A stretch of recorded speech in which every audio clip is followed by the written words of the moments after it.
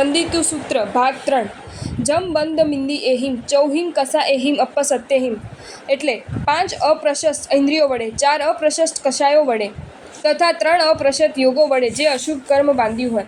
જમ બંધ એ 2 પદોની સાથે અશુભ કર્મ એ પદો અધ્યાહાર રહેલા છે એટલે તેનો અર્થ જે અશુભ કર્મ બાંધ્યું હોય એમ કરવાનો છે. અહીં અશુભ કર્મનો બંધ થવાના મુખ્ય કારણોમાં અપ્રશસ્ત ઇન્દ્રિયો અને અપ્રશસ્ત કશાયોનો ઉલ્લેખ કરવામાં આવ્યો છે, પરંતુ ઉપલક્ષણથી તેમાં યોગનો એટલે મન, વચન અને કાયાની પ્રવૃત્તિઓનો પણ સમાવેશ થાય છે. આ રીતે ગાથાના પૂર્વાર્ધનો સ્પષ્ટ અર્થ એ છે કે 5 અપ્રશસ્ત ઇન્દ્રિયો વડે 4 અપ્રશસ્ત કશાયો વડે અને 3 અપ્રશસ્ત યોગો વડે જે અશુભ કર્મ બંધાયું હોય. ઇન્દ્રિય, કશાય અને યોગના પ્રશસ્ત અને અપ્રશસ્ત ભેદોની સમજણ નીચે મુજબ છે. દેવ, ગુરુ આદિના ગુણો સાંભળે, ધર્મનો ઉપદેશ સાંભળે, ધાર્મિક સ્તવન કીર્તનો સાંભળે તે પ્રશસ્ત શ્રોતેન્દ્રિય. પ્રિય, અપ્રિય અથવા મનોજ્ઞતા અને અમનોજ્ઞતાના ભાવપૂર્વક અર્થાત રાગ દ્વેષવાળી ચિત્ત પ્રવૃત્તિથી જે કાંઈ સાંભળે તે અપ્રશસ્ત શ્રોતેન્દ્રિય.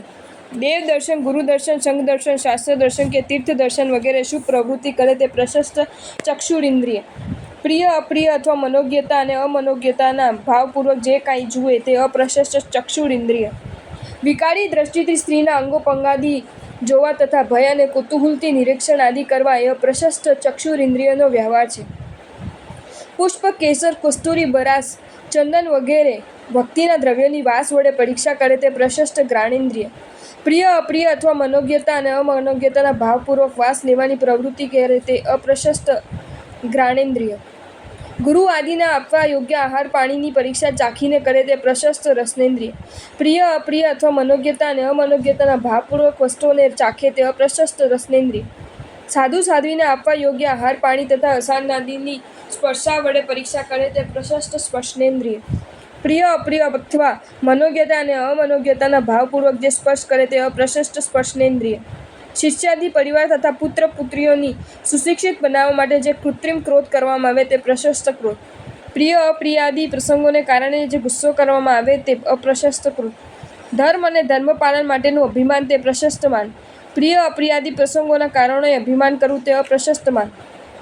કોઈ પણ આત્માનું આત્મિક હિત લક્ષ્યમાં રાખી તે માટે જરૂરી બાહ્ય કે અભ્યંતર સાધનો માટે જે કૃત્રિમ વ્યવહારરૂપ દેખાવ કરવો પડે તે પ્રશસ્ત માયા. સ્વાર્થ માટે કોઈને છેતરવાની બુદ્ધિથી જે પ્રપંચ કરવામાં આવે તે અપ્રશસ્ત માયા. જ્ઞાન, દર્શન અને ચારિત્રની ક્રિયાઓમાં થતા વિનય અને વૈયાવૃત્ય વગેરે ગુણોનો લોપ કરવો તે પ્રશસ્ત લોભ. ધન ધાન્યાદિક પરિગ્રહમાં મમત્વ બુદ્ધિથી જે લોપ કરવો તે અપ્રશસ્ત લોભ. ધર્મ ધ્યાન અને શુક્લ ધ્યાનમાં પ્રવર્તતો મનનો યોગ તે પ્રશસ્ત મનોયોગ. આર્ત ધ્યાન અને રૌદ્ર ધ્યાનમાં પ્રવર્તતો મનનો યોગ તે અપ્રશસ્ત મનોયોગ. દેવ, ગુરુ, સંઘ, સાધુ અને ધર્મના ગુણ ગાવામાં પ્રવર્તતો વાણીનો યોગ તે પ્રશસ્ત વચન યોગ. સાંસારિક પ્રવૃત્તિઓ નિમિત્તે પ્રવર્તતો વાણીનો યોગ તે અપ્રશસ્ત વચન યોગ. દેવ દર્શન, ગુરુ વંદન, તીર્થયાત્રા, વૈયાવૃત્તિ આદિ નિમિત્તે થતો કાયાનો યોગ તે પ્રશસ્ત કાયયોગ. સાંસારિક હેતુથી થતો કાયનો યોગ તે અપ્રશસ્ત કાયયોગ. રાગેણ વ દોષેણ વ એટલે રાગ વડે અથવા દ્વેષ વડે. રાગ અને દ્વેષના પણ પ્રશસ્ત અને અપ્રશસ્ત એવા 2 વિભાગો થઈ શકે છે. અરિહંત દેવો, સુગુરુઓ, સુસાધુઓ વગેરે પર જે રાગ તે પ્રશસ્ત રાગ. વિષય ભોગ આદિ પર જે રાગ તે અપ્રશસ્ત રાગ. પોતાના કરેલા પાપો અને પ્રમાદ પ્રત્યે દ્વેષ થવો તે પ્રશસ્ત દ્વેષ. શત્રુઓ વગેરે પ્રતિકૂળ જનો પર દ્વેષ થવો તે અપ્રશસ્ત દ્વેષ.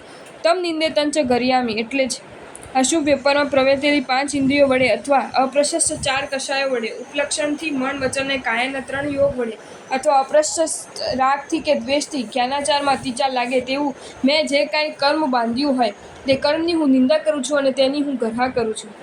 અવતરણિકા એટલે સંયુક્તિઓમાં ઉપયોગ ન રહેવાને કારણે દર્શનાચાર વિશે લાગેલા અતિચારોનું હેતુ સહિત પ્રતિક્રમણ દર્શાવાય છે. આગમણે એટલે આવવામાં, આવવું તે આગમન તેના વિશે. આ પદથી શરૂ થતા 7 પદોનો સંબંધ જમબંધ એ 2 પદો સાથે છે. નિગમણે એટલે જવામાં, બહાર જવું તે નિર્ગમન તેના વિશે. એક માણસ સ્થાનની અંદર કે સ્થાન પ્રત્યે આવે તો તે સ્થાનમાં તેનું આગમન થયું કહેવાય. એક માણસ સ્થાન છોડીને જાય તો તે સ્થાનથી તેનું નિર્ગમન થયું કહેવાય. થાણે એટલે ઊભા રહેવામાં, સ્થા એટલે ઊભું રહેવું તેની ક્રિયા તે સ્થાન તેના વિશે એટલે ઊભા રહેવામાં. થાણે પદ એ અધ્યાહાર રહે છે તો જ બીજા પાદની 18 માત્રા થાય. છંકમણે એટલે વારંવાર ચાલવામાં, અહીંથી ફરવામાં, વારંવાર જવું આવું કે અહીંથી ફરવું તે ચંક્રમણ તેના વિશે. અણાભોગે એટલે અનુપયોગમાં વિસરી જવાથી, ભૂલી જવાથી. અણાભોગે, અભિયોગે અને નિયોગે આ બધી સપ્તમી વિભક્તિ તૃતીયાના અર્થમાં છે. આભગનો માભોગ ન આભગો ન ભોગ વિશેષ ઉપયોગની ક્રિયા તે આભોગ ન આભોગ તે અનાભોગ એટલે વસ્તુ ખ્યાલમાંથી તદ્દન નીકળી જવી વિસરાઈ જવી એ અનાભોગ ક્રિયા છે. તેના વિશે તેના વડે આ પદમાં તથા તેની પછીના બે પદોમાં તૃતીયાર્થે સપ્તમી વપરાયેલી છે. અભિયોગી એટલે અભિયોગથી આગ્રહથી દબાણથી. અભિયોજન વિયોગ એટલે ચારે બાજુથી જોડવું દબાણપૂર્વક જોડવું તે અભિયોગ. જેમાં સ્વેચ્છા નહીં પણ આગ્રહ દબાણ કે બલાત્કાર કારણભૂત હોય છે તેને અભિયોગ કહેવામાં આવે છે. નિયોગે એટલે નિયોગથી ફરજને લીધે. નિયોગ એટલે અધિકાર કે ફરજ તેના લીધે એટલે જે કામ અધિકાર વશત કે ફરજ બજાવવા માટે કરવું પડ્યું હોય તેને લીધે. પડીક મેં દેશીયમ સમમ એટલે પૂર્વવત. આગમણે નિગમણે ઠાણે છંકામણે આવતા જતા ઊભા રહેતા વારંવાર ચાલવામાં કે અહીં તહીં ફરવામાં જે અશુભ કર્મ બંધાયું હોય. અતિચારોની વિશેષ રીતે આલોચના કરતા પહેલા ગમણાગમનનું પ્રતિક્રમણ કરવું ઘટે છે. તેથી તે અંગેની ક્રિયાઓને અહીં સ્પષ્ટ નિર્દેશ કરવામાં આવે છે. આવવું તે આગમન, જવું તે નિર્ગમન. આગમન કે નિર્ગમન ન કરતા એક જ સ્થળે ઊભું રહેવું તે સ્થાન. આગમન અને નિર્ગમન બંને જેમાં સંયુક્ત છે તે જવા આવવાની કે વારંવાર ચાલવાની કે અહીં તહીં ફરવાની ક્રિયા તે સંક્રમણ. ધર્માનુષ્ઠાન કે શુભ પ્રવૃત્તિના હેતુ સિવાય થતી આ પ્રકારની ક્રિયાઓ અશુભ કર્મબંધનું કારણ છે. અનાભોગે અભિયોગે અનિયોગે એટલે ઉપયોગની શૂન્યતાથી દબાણથી કે ફરજથી. ઉપયુક્ત ક્રિયાઓ કેવા સંજોગોમાં થઈ હોય તો કર્મબંધનું કારણ બને છે તે જાણવા માટે આ ત્રણ પદોની યોજના કરેલી છે. અનાભોગ એટલે શરત ચૂક થવી કે ખ્યાલ ન રહેવો. અભિયોગ એટલે કોઈના આગ્રહ કે દબાણને વશ થઈને કામ કરવું. નિયોગ એટલે પોતાની ઈચ્છા ન હોય પણ અધિકારને અંગે કે ફરજને લીધે કામ કરવું. સમ્યક્ત્વ અંગીકાર કરતી વખતે નીચેના 6 અભિયોગનો અપવાદ રાખવામાં આવે છે. રાજઅભિયોગ રાજાના દબાણથી કોઈ કામ કરવું પડે તે. ગણાભિયોગ લોકસમૂહના દબાણથી કે કુટુંબના આગ્રહથી કોઈ કામ કરવું પડે તે. બલાભિયોગ વધારે બલવાનના દબાણથી કોઈ કામ કરવું પડે તે. દેવાભિયોગ દેવતાઓના દબાણથી કોઈ કામ કરવું પડે તે. ગુરુ અભિયોગ માતા પિતાડી વડીલ જનોના દબાણથી કોઈ કાર્ય કરવું પડે તે. વૃત્તિ કાંતારા વિયોગ દુષ્કાળ જેવા પ્રસંગમાં અથવા અરણ્ય વગેરે સ્થાનમાં સર્વથા નિર્વાહનો અભાવ હોય તેવા વિષમ પ્રસંગમાં આજીવિકા માટે કોઈ કામ કરવું પડે તે. શરત ચૂકથી દબાણથી કે ફરજ વશાત આગમનમાં નિર્ગમનમાં એક ઠેકાણે ઊભા રહેવામાં અને સંક્રમણમાં જે કાંઈ અશુભ કર્મ બાંધ્યું તે સહજથી હું પાછો ફરું છું, નિંદું છું અને કરું છું. અવતરણિકા સમક્ષમાં લાગેલા અતિચારના પ્રતિક્રમણ વિશે જણાય છે. શંકા એટલે શંકા, સંશય. સમ્યક્ત્વનો આ પહેલો અતિચાર છે. કંડ્રવ અન્ય મતની ઈચ્છા, કાંક્ષા.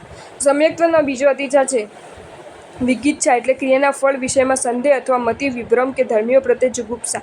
પસંજ એટલે પ્રશંસા, વર્ણન, વખાણ કરે તે. આ પદનો સંબંધ પુલ્લિંગીસુ પદ સાથે જોડવાનો છે એટલે પુલ્લિંગીઓની પ્રશંસા, મિથ્યા દ્રષ્ટિઓની પ્રશંસા એ સમ્યક્ત્વનો ચોથો અતિચાર છે. પુલ્લિંગીઓની પ્રશંસા કરવાથી મિથ્યત્વની પુષ્ટિ થાય છે, અતત્વમાં શ્રદ્ધા કરવાના દોષ લાગે છે તથા તીવ્ર કર્મ બંધાય છે. પ્રશંસાનું પ્રશંસજ માત્ર મેળ માટે કરાવ્યું હોય તેમ જણાય છે.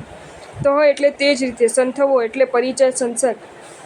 કુલિંગીસુ એટલે કુલિંગીઓની વિશે, કુર્તિકાઓને વિશે. સંમતસ્સ ઈયાર એટલે સમ્યક્ત્વના અતિચારોની સમ્યક્તિમાં લાગેલા દૂષણોને. સમ્યક એટલે યથાર્થ, તેના ભાવ તે સમ્યક્ત્વ. સમ્યક શબ્દ યથાર્થતાનો દ્યોતક છે અથવા મોક્ષ માર્ગથી અવિરુદ્ધ માર્ગનો સૂચક છે. તેથી યથાર્થ કે મોક્ષ માર્ગથી અવિરુદ્ધ માર્ગ કે તત્વનો ભાવ તે સમ્યક્ત્વ છે. વિશેષ અર્થમાં તત્વરુચિ કે તત્વનો બોધપૂર્વકની શ્રદ્ધા તે સમ્યક્ત્વ છે. શ્રી હરિભદ્ર સૂરીએ પ્રથમ પંચાશકમાં જણાવ્યું કે તત્તત સદ્ગણમ સંમતમ એટલે તત્વના અર્થોની શ્રદ્ધા કરવી તે સમ્યક્ત્વ. અહીં તત્વ શબ્દથી ભાવ અને અર્થ શબ્દથી જીવાદિ 9 પદાર્થો સમજવાના છે. તે આ પ્રમાણે: જીવ, અજીવ, પુણ્ય, પાપ, આશ્રવ, સંવર, નિર્જરા, બંધ અને મોક્ષ. એ 9 પદાર્થો તત્વો પર હૃદયથી શ્રદ્ધા તે સમ્યક્ત્વ છે. સમ્યક્ત્વનું વ્યવહારિક સ્વરૂપ સુદેવ, સુગુરુ અને સુધર્મ પરની શ્રદ્ધાથી નિશ્ચિત થાય છે.